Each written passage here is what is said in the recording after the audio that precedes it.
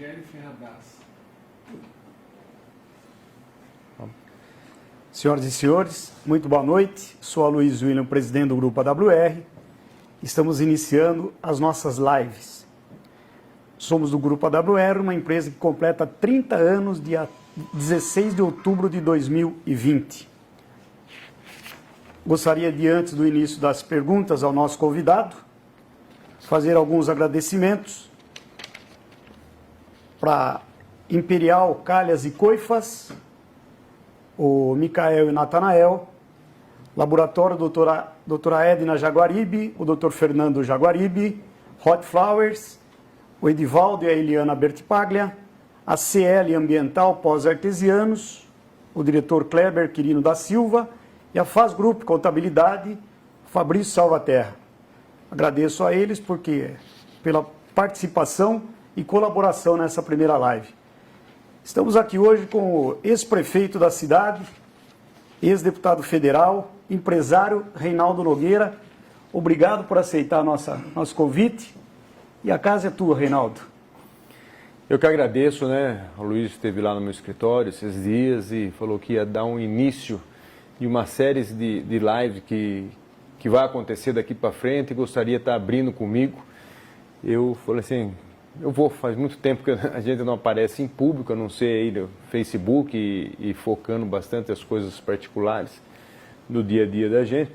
Então é um prazer poder estar aqui não só na sua empresa jornalística, mas também poder estar tendo esse contato com a nossa população, que com certeza é uma das coisas que eu sinto aí bastante ausência. Antes de iniciar as perguntas, que eu também quero fazê-las como jornalista, lembrando que tentaremos responder o máximo de perguntas que vierem pelo Facebook, e as que não forem respondidas hoje, o Reinaldo se comprometeu para que as pessoas nos mandem o celular, para que ele responda numa outra oportunidade, mas prometeu responder a todo mundo. Reinaldo, você vem acompanhando o grande problema que o mundo está atravessando com o Covid-19. Você, como ex-gestor, mas não deixa de ser um gestor da sua casa, da sua vida, dos seus funcionários, o que você tem, com a tua experiência, passar para a gente nesse momento? Olha, na verdade é tudo novo, né? A gente está acompanhando o mundo aí, correndo atrás desse novo vírus, né? Coronavírus, que a gente tem visto aí inúmeras pessoas virem a óbito, serem internados, as dificuldades que estão passando, um foco bastante grande. Não que não deu tempo de eu pesquisar ainda, mas a gripe mata muita gente ainda, a pneumonia mata muita gente. Enfim, tem muitas coisas, o câncer ainda que não descobriram ainda, o tratamento mata muita gente. Mas o coronavírus a gente viu aí que veio uma febre em todos os países. Então eu acho que primeiro aquelas pessoas, empresários ou pessoas que fizeram aí o turismo, eu acho que são os primeiros a que tem que ter a consciência de fazer a quarentena, né? Porque ele não sabe, né? Viajou, hoje eu estava vendo uma entrevista, Fernando do Noronha, que é um lugar que muito poucas pessoas vão, assim, em termos de volume. Já tem lá 11 casos, né? Então você vê como que espalhou, como o turista espalha isso aí. E a gente tomar as precauções que a gente vem acompanhando aí pela imprensa, né? Pela imprensa, pelas atitudes governamentais, tanto federal, estadual e os municipais acompanhando sempre o Estado, e a dificuldade que com certeza isso aí vai trazer para um futuro bem próximo e um impacto muito grande na economia. Perfeito, Reinaldo. Um amigo nosso acabou de mandar uma mensagem, pediu para que você mande um abraço para ele, o Rogério Ferrabras. Um abraço aí para o Rogério, né? E falando um pouquinho mais aí do coronavírus, eu acho que todas as cidades, a gente viu São Paulo preparando lá Pacaembu com mais de 200 leitos, né? Que vão começar a chegar agora aquelas pessoas que já estão precisando da internação. Então a gente vê a preocupação. Agora eu fico muito feliz também porque aqui em Indaiatuba nós começamos lá atrás um prédio em parceria com o hospital que veio a calhar, né, num momento tão crítico como esse, que se precisar, antes mesmo de pôr em operação, vai ter lá acho que mais de 170 leitos à disposição. Não sei se já está pronto na sua totalidade, porque não tenho acompanhado tão de perto aí a administração, mas temos isso aí. Nós temos lá, eu vi o padre Adilson dando um depoimento também que tem lá mais de 100 leitos à disposição, já separado linha vermelha, amarela, enfim, das pessoas mais graves e menos graves. Então eu posso dizer que mais uma vez Indaiatuba, não só contando com o mosteiro, que é uma coisa conhecida no mundo inteiro, onde era a reunião dos bispos do Brasil, né? Mas também essa estrutura da saúde que, caso necessite, né, Indaiatuba está preparada para estar aí internando essas pessoas e salvando vida. Então isso aí é uma coisa que não acontece do dia para a noite, é uma coisa que veio lá atrás plantado e agora que está praticamente pronto, deparamos aí com uma crise, né, mundial que com certeza Indaiatuba mais uma vez sai na frente. Muito bom.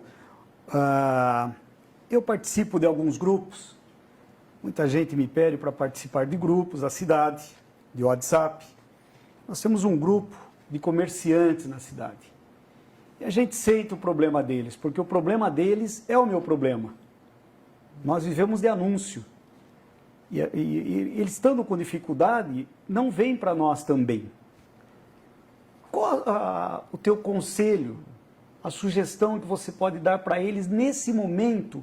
Eu sei que fica difícil um gestor falar, como o nosso prefeito Nilson Gaspar, dá a impressão que o comércio fechado é culpa dele.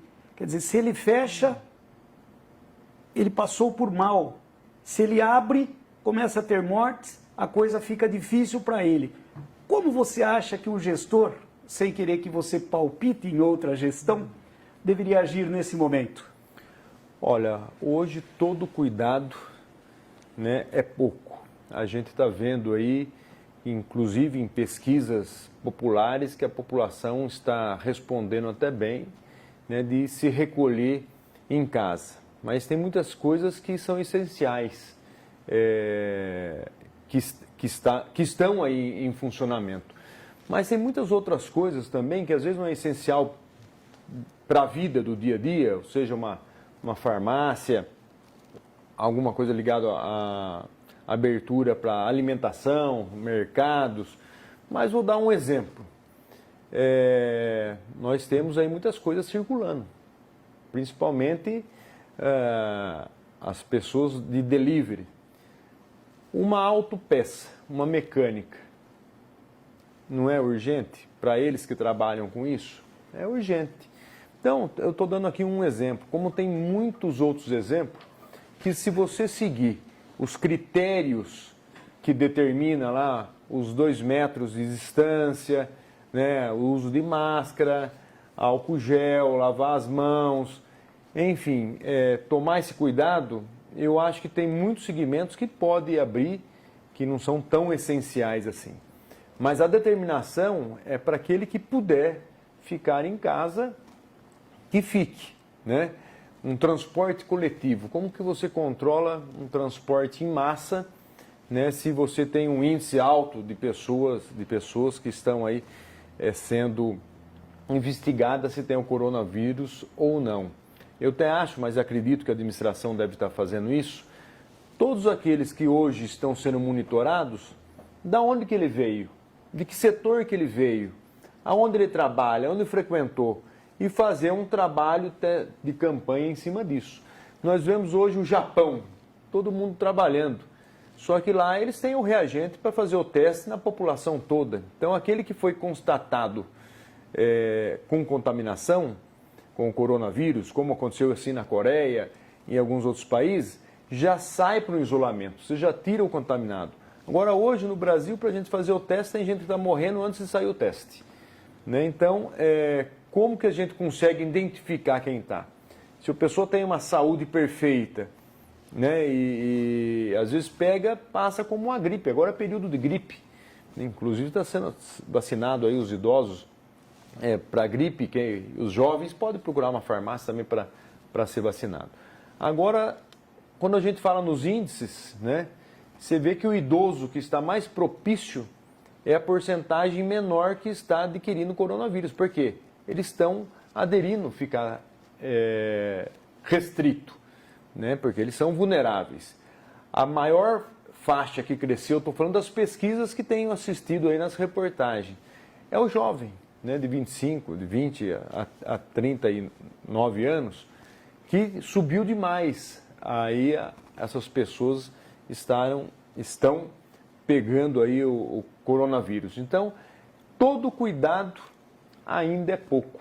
Então, eu acho que primeiro nós temos que seguir as pessoas, né, que trabalham nessa área, que realmente entendem e fala e dá as determinações para a gente estar fazendo.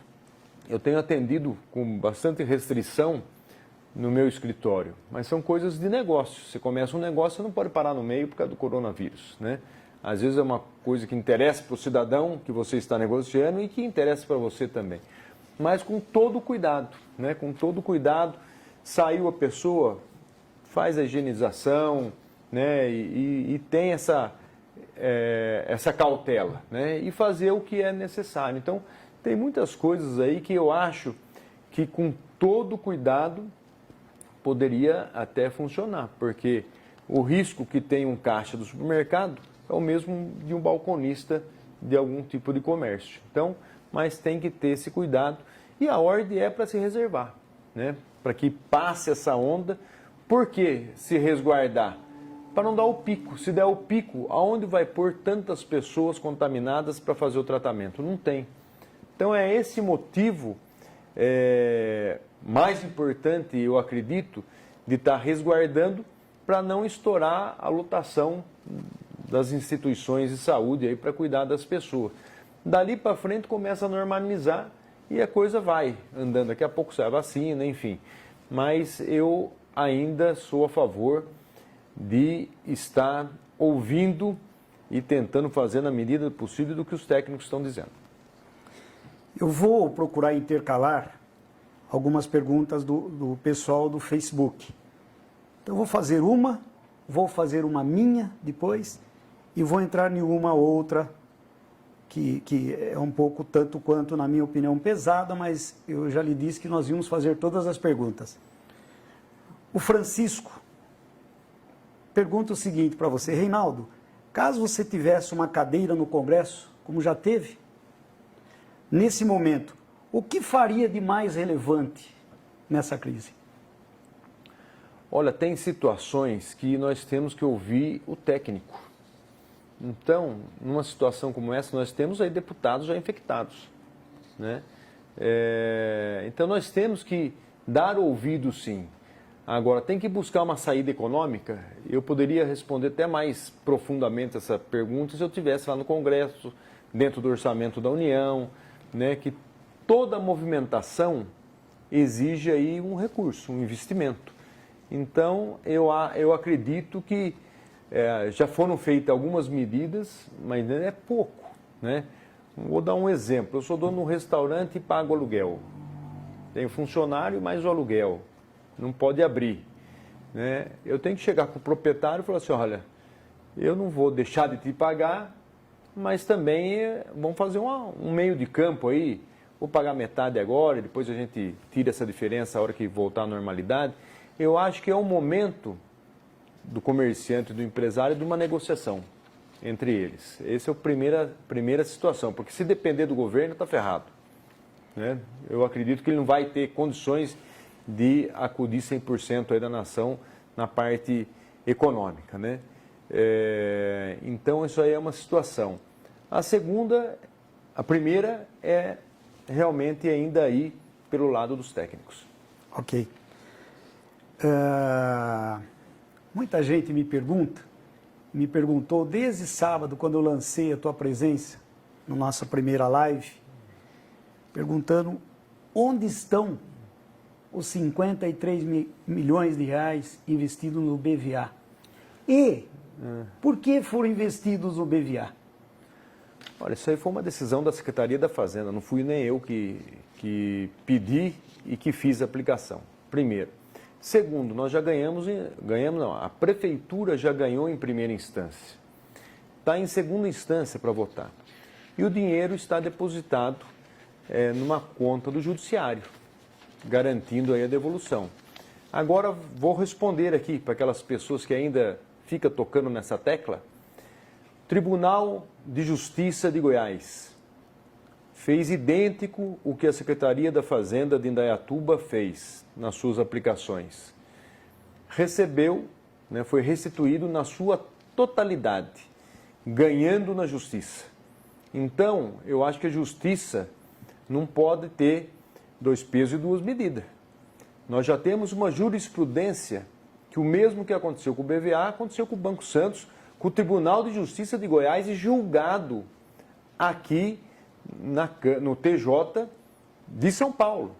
Então nós já temos uma jurisprudência sobre isso. Então não pode ter uma medida porque a pessoa, o que aconteceu com os recursos aplicados do TJ de Goiás, ser diferente do nosso. Então eu estou muito tranquilo com a votação, né, que deve aí, a hora que voltar aos trabalhos do Judiciário, deve estar voltando e com certeza aprovando. Tem uma garantia muito grande por causa da jurisprudência que já existe num caso, não é nem semelhante, é idêntico ao nosso. E o dinheiro está na conta do Judiciário. Reinaldo, eu separei mais uma pergunta, e essa pergunta cai justamente no que um internauta acabou de fazer. Abrindo o teu coração, sei que você passou maus momentos, que você também é um pai de família. Esses casos de prisões, esses problemas políticos que o Brasil vem passando, hoje a credibilidade do político não é tão boa, que eu acho que as pessoas têm que conhecer as outras antes de julgá-las, né? Muita gente também me julga, mas não me conhece, não sabe quantas entidades a gente ajuda. Mas hoje nós estamos entrevistando o prefeito. Quem sabe um dia eu inverto o lugar. Como estão os seus processos, o andamento dos processos? E aí cai numa pergunta do Adailton. Ele quer saber qual a sua opinião em relação à prisão em segunda instância. Olha, eu acho que desde lá de trás, a Constituição já determina as coisas para ser tomada uma decisão, ter que transitar em julgado. Então, vamos falar lá da nossa Constituição, lá de trás. Então, a Constituição tem que ser respeitada. Sim. Quer mudar? Que mude. Agora, tem muitas coisas que cometem erros. Eu estou vou falar do meu caso, né? Se o juiz lê 100% o meu caso, que são 14 mil páginas, eu duvido que eu possa ser condenado em todas as instâncias. Então, às vezes, quanto mais você sobe na esfera recursal, mais tecnicamente fica o seu julgamento. Agora eu vou falar da desapropriação, que é onde tudo começou. A desapropriação, nós conseguimos um HC que para fazer uma perícia. Essa perícia deu tudo ao meu favor. Da desapropriação, do valor, não teve prejuízo ao erário público, não teve desvio de dinheiro, não teve situação privilegiada, indicação privilegiada, enfim, está lá. Ninguém analisou a perícia que foi feita pelo Estado. A perícia foi feita pelo Estado. A juíza civil aqui analisou. E ela tirou uma conclusão e falou que não teve dolo, não teve prejuízo ao erário público, enfim. Mas ela falou que teve um direcionamento, foi o entendimento dela. Vamos levar lá para cima. Lá na segunda instância, eu estou entrando com um embargo, que a juíza falou que eu transformei uma área que era residencial para industrial. Nunca ocorreu isso. Agora, como uma justiça do Tribunal de Justiça, uma juíza do Tribunal de Justiça, julga uma situação falando que teve uma mudança na lei. Cadê a mudança? Está lá num relatório, está lá. eu entrei com embargo agora. O terreno já era industrial desde 1979, eu nem pensava em entrar no mundo político. Então, olha a situação, estão lendo o processo? Não estão lendo. Se ela julga falando que está me condenando porque eu transformei uma área de residencial para industrial, e isso nunca aconteceu, né? E quando aconteceu, foi passado direto para industrial, que foi na época do Dr. Clem Ferrari. Então, você vê como que está a situação. Agora, menos de 20 dias atrás, Tribunal de Contas é o órgão especial para analisar todas as contas e todos os feitos de um prefeito. Esse caso é de 2013. Saiu agora, minhas contas de 2014. As minhas contas foram aprovadas em 2014, né, de 2013, com um apartado para julgar essa desapropriação. 100%, saiu agora não faz 20 dias, 100% ao meu favor. Então até agora não tem nada que desabone. Envolver o meu pai, né, numa situação que não tem um papel, não tem uma gravação telefônica, não tem nada, como o meu também não tem. Os trâmites da prefeitura foram feitos corretamente, né? Não, atropelou, deixou de fazer isso, deixou de fazer aquilo. Não, foram feitos corretamente. E falaram lá que a gente montou uma quadrilha visando a dar um prejuízo ao erário público. Isso em 2005, gente. Em 2005 eu não era prefeito. Depois eu fui eleito deputado.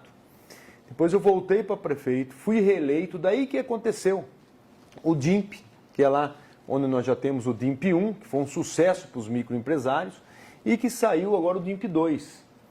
Além de tudo isso, com os benefícios que foi dado para as pessoas, para as carências, 5 milhões de lucro para a prefeitura. Então, além de uma atitude que teve um cunho social e teve a possibilidade para o microempresário poder ter o seu terreno, ainda vai gerar 5 milhões sem a correção para a prefeitura. Então, olha no que eu estou sendo condenado, né? Então, passou por aqui batido, né? A gente tem aí os recursos, né, nas suas fases, mas eu tenho certeza que a hora que chegar num terceiro grau, que a coisa é bem mais técnica, né, eu possa ser absolvido. Agora, falar que formou uma quadrilha abstrata que nunca atuou, né, e ser condenado por isso aí, então eu acho que as pessoas, é lógico, o juiz não vai ler lá no TJ 14 mil páginas, mas os técnicos, né, e as pessoas que dão toda essa assessoria tinha que assessorar realmente. Não pode ter um erro grosseiro falando que eu transformei uma área residencial em industrial. Então, essas coisas que me chateiam, né, e eu estou aí para recorrer. Se um dia tiver que pagar também, eu estou aqui à disposição. Eu sou ser humano, já errei muitas vezes, mas nesse caso, desculpa, mas não tem erro e a população saiu no benefício. Lembrando, senhoras e senhores, que estamos ao vivo e há mais de 3 anos que o ex-prefeito não participa de um programa ao vivo. Mais uma pergunta para você, não sei se cabe a você, a um deputado. José Luiz dos Santos, por que não para os pedágios, Reinaldo? Se você pudesse pará-los. Olha, eu comecei na minha carreira política, uma das brigas que até me deu aí um certo status, foi com o pedágio.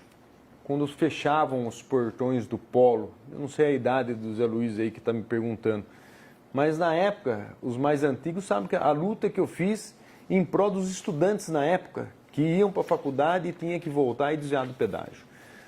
O pedágio, eu quero esclarecer para muito cidadão que ele acha que o prefeito tem força de fazer alguma coisa.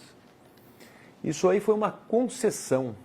Concessão, para ganhar uma concessão, teve uma licitação, uma concorrência pública para ganhar uma concessão. Dentro dessa concessão, tinha lá os investimentos que iam fazer naquele trecho aonde tem a praça de pedágio. As concessões do governo do estado é para estar acabando agora, 2020, 2022, tá? Por esses anos, esses próximos 3, 4 anos, estão acabando as concessões. Com certeza, acabando as concessões, quem entra na parada Não é prefeito, gente. Se vier qualquer candidato a prefeito e falar que vai fazer alguma coisa do pedágio, é mentiroso. Nós conseguimos ainda fazer um desvio para o Indaiatubano não pagar, asfaltado na época, né, com segurança. Agora está praticamente asfaltado o desvio também pelo Jardim Brasil, né, só um trechinho ali faltando aí a pavimentação. Então, nós como prefeito buscamos algumas saídas na fuga do pedágio, né? Mas não são os prefeitos, nem de Indaiatuba e de nenhum lugar do país, que tem a condição de fazer isso. Quem tem condição de fazer isso chama-se governador. E na época certa, os deputados da região têm que se unir, porque o problema de pedágio não é só em Indaiatuba, nós temos aí a região metropolitana de Campinas é a região que mais concentra número de pedágios. Aí sim tem um movimento. Entra o prefeito que apoiou o deputado que já está lá faz uma movimentação, aí sim faz um preço justo do pedágio. Por que foi caro no primeiro momento? Não só em Indaiatuba, que tem lugar mais caro do que aqui. Por causa dos investimentos que iam acontecer na estrada. Cabe agora os deputados fazer sim a fiscalização. O meu irmão, quando foi da Comissão de Transporte, eu lembro que ele chamou vários concessionários para estar discutindo aquilo que estava sendo investido nas estradas. Então, o prefeito, ele faz a pressão política, mas não tem o poder de decisão. Ok, vamos cobrar o nosso deputado. Né? Tem dois. Os deputados, nossos deputados. E, mais uma vez, agradecendo a Imperial, Calhas e Coifas, Laboratório Edna Jaguaribe, Hot Flowers Produtos Sensuais, a Ciel Ambiental Poços Artesianos e a Faz Group Contabilidade Consultiva, que nos ajudou nessa transmissão. Reinaldo, já vi que você está abrindo o coração, espero que quem esteja ouvindo esteja satisfeito, porque há muita cobrança em nossa cidade. E eu sei a sua luta para transformá-la como ela está hoje. Eu acompanhei muito, a minha empresa faz 30 anos, então jornalisticamente a gente acompanhou você. Eu gostaria de saber como é que você está analisando o que você faria se ainda fosse o prefeito da nossa cidade, se é que tem alguma coisa que o nosso atual prefeito não está fazendo, Nilson Gaspar. Olha, aqui acho que para encerrar, que o nosso tempo já está dando, né? Mas se eu fosse prefeito, eu faria o que o Gaspar está fazendo. Né? Eu acho que o Gaspar hoje é a pessoa mais preparada para estar tocando a administração de uma cidade como Indaiatuba. A gente sabe que qualquer cidade que comete qualquer deslizes de mando e de comando, né, para recuperar isso é muito sacrificante para a pessoa, para a família, enfim. A política já sacrifica muito a família e os amigos. Né? Mas, enfim, se eu fosse hoje, se estivesse no Gaspar, eu faria o que ele está fazendo. Nós temos aí, a cidade tem um planejamento que da minha época era até 2025. O Gaspar já está fazendo esse planejamento para o futuro, né? Para que, com o crescimento da cidade, a gente possa saber, junto ao orçamento, aquilo que vai ter que ser feito para o futuro, para os nossos filhos, nossos netos, enfim. Tem esse planejamento. Indaiatuba é uma das únicas cidades que tem.